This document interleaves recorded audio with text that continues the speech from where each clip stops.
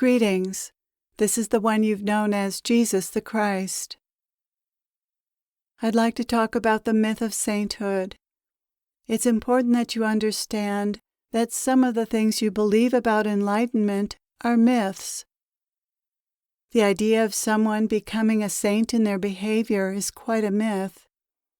Sainthood is something that many of you hope and strive for, and yet it's quite unattainable, because you will never cease to be the imperfect human being that you are.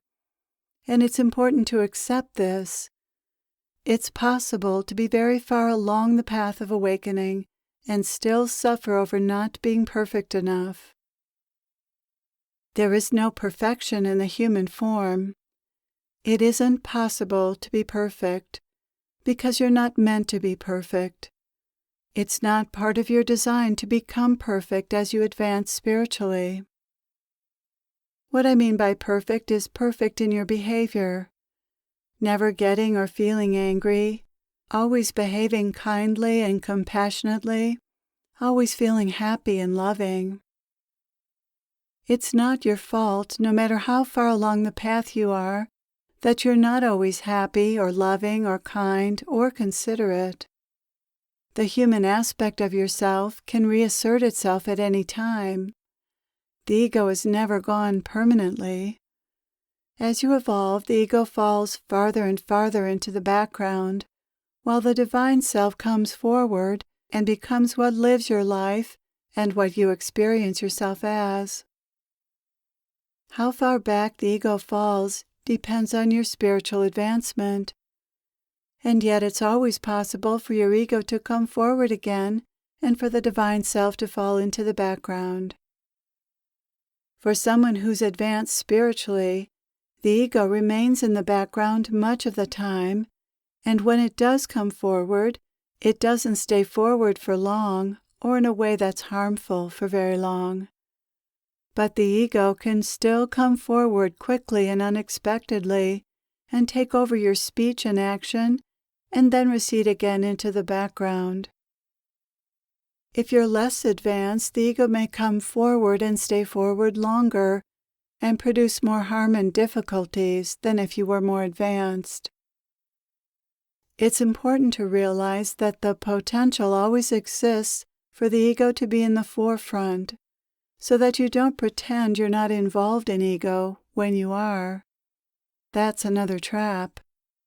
If you believe you're so spiritually advanced that everything that comes out of your mouth must be divine speech and not the ego, then you won't see or admit to the moments when the ego, not the divine self, is speaking. You would say, "No, that can't be the ego, because I've vanquished the ego. It can't come back anymore. You must be wrong." This is what happens with some spiritual teachers. They believe they're beyond ego and that everything they say must be coming from the truth, when in fact no one's speech or actions always come from the truth. There isn't a single person now or ever who hasn't had the potential to give voice to the ego, regardless of how advanced he or she is. So it's important to be on the lookout for this, and be humble enough to admit that it can happen to you. But as you're being humble about this and admitting this, also don't be hard on yourself for it, because it's perfectly natural for this to occur from time to time.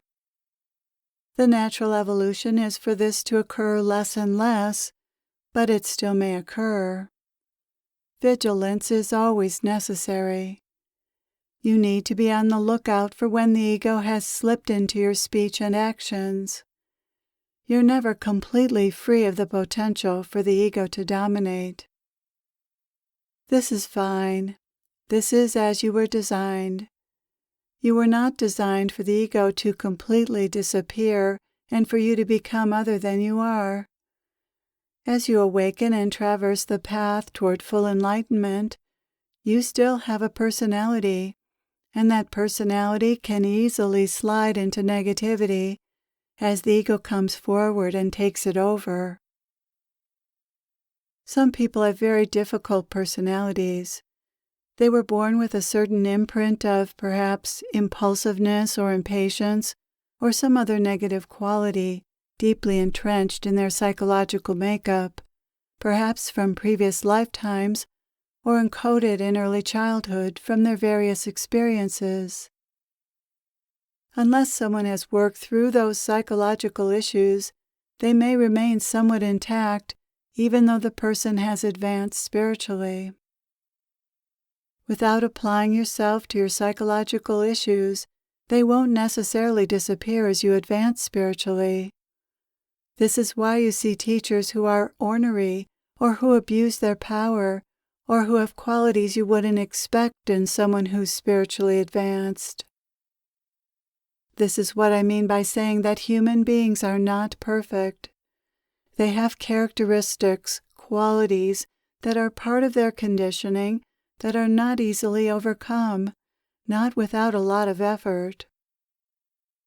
Most people don't put in as much effort as would be needed to completely clear these issues.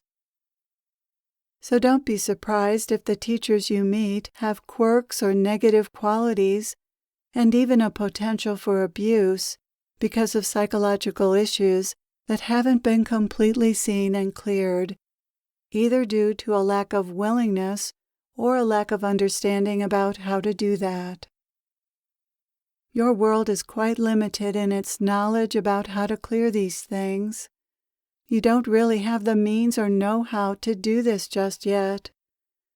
You've developed some means and some capacity to overcome your psychological issues, but in the future you'll discover much more effective means, and you'll all become more, you could say, perfected human beings. But it still takes a willingness to work out these issues and to put some time and energy into doing that. Not everyone on the spiritual path is inclined to do this, and yet they may have found spiritual technologies that allow them to advance spiritually without advancing psychologically. This explains why some people are imbalanced in their development. They may be advanced spiritually and not so advanced emotionally and psychologically, humanly. And that causes difficulties in their lives, especially in their relationships. That's the reason for the abuse of power you too often see in spiritual teachers.